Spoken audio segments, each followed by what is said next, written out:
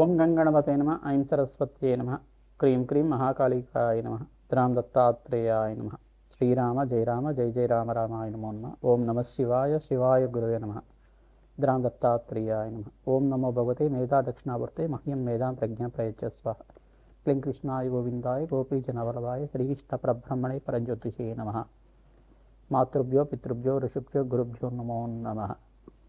YouTube ప్రేక్షకులందరికీ కూడా నమస్కారం అండి. నేను పాలపర్తి గురునాథ శర్మ జ్యోతిష్యం వాస్తు సిద్ధాంతిని. మీకంతా కూడా ప్రధానంగా ఇప్పుడు చెప్పబోయే టాపిక్ ఏంటిదంటే పూర్వజన్మం మరి కర్మ సిద్ధాంతం అంతా కూడా. పూర్వజన్మం అంటే ఏంటిది, పూర్వజన్మం నుంచి వచ్చిన కర్మ సిద్ధాంతం అంతా కూడా ఏ రకంగా జ్యోతిష్యంలో అంతా కూడా వివిధ మేషాది ద్వాదశ రాశుల వాళ్ళకి కర్మం అంటే ఏంటి, కర్మ సిద్ధాంతం అంటే ఏంటి, పూర్వజన్మలో చేసుకున్న కర్మ సిద్ధాంతం అంటే ఏంటి సంపూర్ణంగా విశ్లేషణ చేయడం జరుగుతుంది. మీకు లగ్నం తెలిసి ఉంటే లగ్నాన్ని చూసుకోండి. జన్మ లగ్నవశాత్తు ఈ యొక్క గ్రహస్థితి ఉంటాయి కనుక ఈ యొక్క కర్మల ప్రభావం వల్ల దైవ ఆగామి సూచిత సంచిత ప్రారంధ కర్మలు అని చెప్పేసి అంటారు అన్నమాట. అంటే పూర్వజన్మలో చేసుకున్న కర్మశేషం కానీ ఈ జన్మలో అనుభవించాల్సిన కర్మం కానీ మనం చేసుకున్న కర్మలైనా కానీ అంటే పూర్వజన్మలో చేసుకున్న కర్మలైనా కానీ ప్రధానంగా ఎటువంటి కర్మలకంతా కూడా కర్మ సిద్ధాంతం ప్రకారంగా ప్రతి ఒక్క మానవుడంతా కూడా ఆ కర్మని అంతా కూడా సంపూర్ణంగా అనుభవించి తీరాల్సిందే.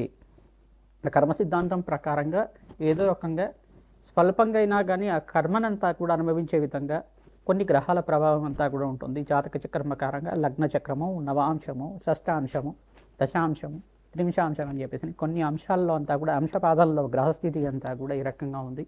విశ్లేషణ చేసుకొని అంతా కూడా అందరికీ పరిష్కారం చేసుకోవడం జరుగుతుంది. జన్మ జాతకమే ప్రధానమైన జాతకంగా ఉంటుంది. లగ్నం తెలిసి ఉంటే కనుక లగ్నాన్ని చూసుకోండి, లేదు రాశి తెలిసి ఉంటే కనుక రాశిని చూసుకోండి.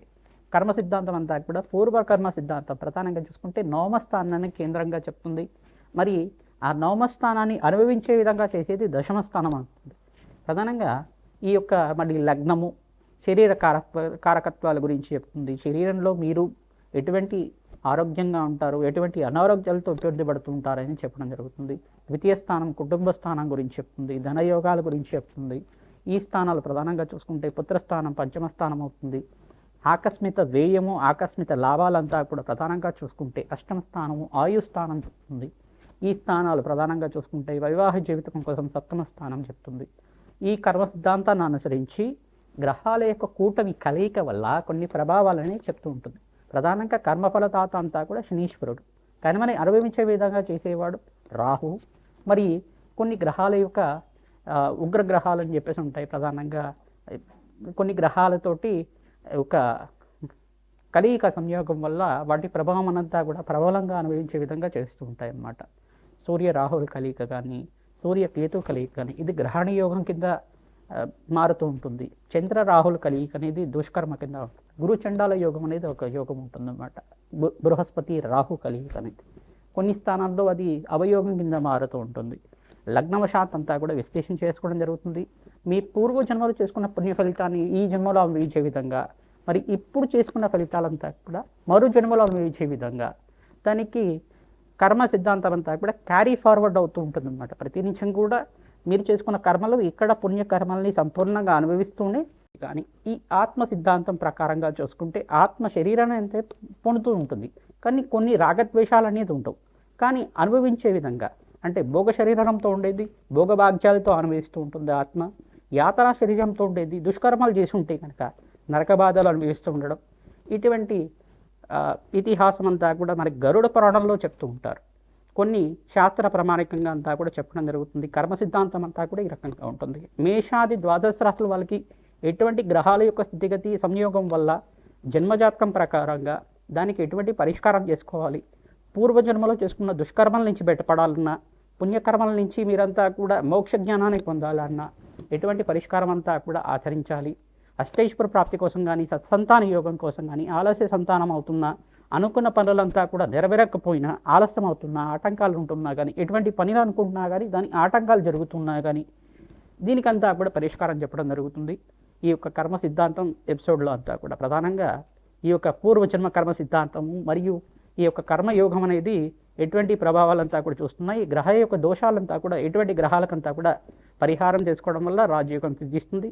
సంపూర్ణమైన ఆనందమైన జీవితం జీవించిన తర్వాత అష్టైశ్వర ప్రాప్తితోటి ఆనందమైన జీవితం జీవించిన తర్వాత మోక్ష జ్ఞానం పొందే విధంగా ఎటువంటి పరిహారం అంతా కూడా ఆచరించాలి, ఎటువంటి కర్మల వల్ల ఎటువంటి కర్మలు వస్తున్నాయి అనేది క్లుప్తంగా విశ్లేషణ చేయడం జరుగుతుంది.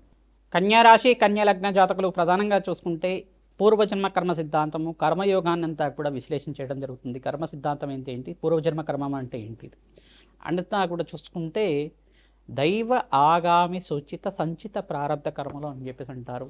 పూర్వజన్మలో చేసుకున్న ఆగామి కర్మలు, ఈ జన్మలో చేసుకున్న ప్రారంధ కర్మలు, మీరు అనుభవించి తెలిసిన ఈ యొక్క కర్మ సిద్ధాంతం ప్రకారంగా అంతా కూడా చెప్పడం జరుగుతుంది. ఈ యొక్క గరుడ పురాణం ప్రకారంగా సంపూర్ణంగా విశ్లేషణ చేయడం జరుగుతుంది.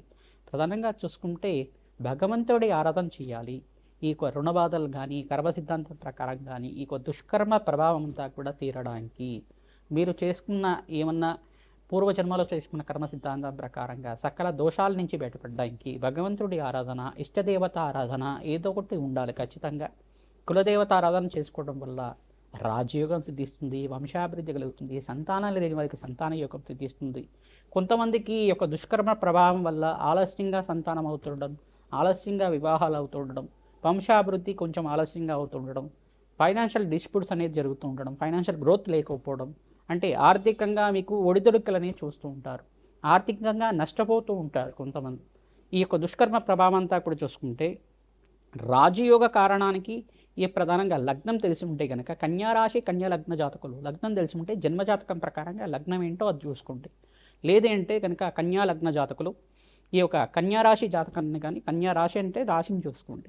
అయితే కనుక ఇక్కడ ప్రధానంగా మీకు లగ్నవశాత్తు సప్తమ స్థానాధిపతి ఏ రకంగా ఉన్నారు, పంచమ స్థానాధిపతి ఏ గ్రహాలతో కలిసి ఉన్నారు, పంచమంలో కనుక ఇక్కడ మకర రాశి అవుతుంది.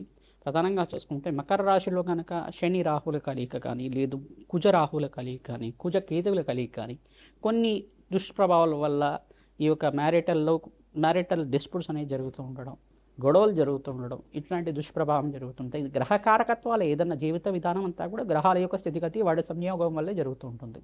అది కూడా కాకుండా మీరు చేసుకున్న కొన్ని కర్మ ప్రభావం వల్ల కూడా జరుగుతూ ఉంటుంది. అందుకని ఇంత విశ్లేషణ చేయడం జరుగుతుంది. ప్రధానంగా ఈ యొక్క లగ్న చక్రము నవాంశము, షష్టాంశము, త్రింశాంశము, షోడశాంశం అని దశలు ఉంటాయి అన్నమాట. ఈ దశల్లో గనక గ్రహస్థితి గనక ఏ రకంగా ఉంది, లగ్న చక్ర ప్రకారంగా చూసుకుంటే ఆరూఢ లగ్నంలో ఏ రకంగా ఉంది, దత్తనాడి ప్రకారంగా ఏ రకంగా ఉంది, నాడి జ్యోతిష ప్రకారంగా సంపూర్ణంగా మీకంతా కూడా సంపూర్ణంగా విశ్లేషణ చేసి జాతకం అంతా కూడా చెప్పడం జరుగుతుంది.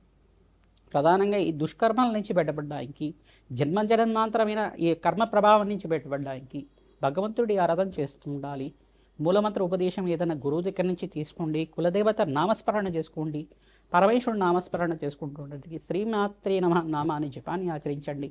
దత్తాత్రేయాయ స్మరణమాత్రేణ సంతుష్టాయ నమః. ఓం దత్తాత్రేయాయ స్మరణమాత్రేణ సంతుష్టాయ నమః. ఓం దత్తాత్రేయాయ స్మరణమాత్రేణ సంతుష్టాయ నమః నామాన్ని జపాన్ని ఆచరిస్తూ ఉండండి. రాజయోగం సిద్ధిస్తుంది. గోమాత సేవ చేయండి. దేవాలయ ప్రాంగణంలో భక్తులకంతా కూడా అన్నదానం చేయండి. అష్టైశ్వర ప్రాప్తి కలుగుతుంది. పరమేశ్వరుడు ప్రీతికరంగా దానిమ్మ పళ్ళ రసంతో, ఆవు పాలతోటి మరియు ఈ యొక్క చెరుకు రసంతో అభిషేకం చేయించడం వల్ల, అన్నాభిషేకం చేయించడం వల్ల సకల రుణబాధల నుంచి విముక్తి కలుగుతుంది. అష్టైశ్వర ప్రాప్తి కలుగుతుంది. రాజయోగం సిద్ధిస్తుంది. శ్రీమాత్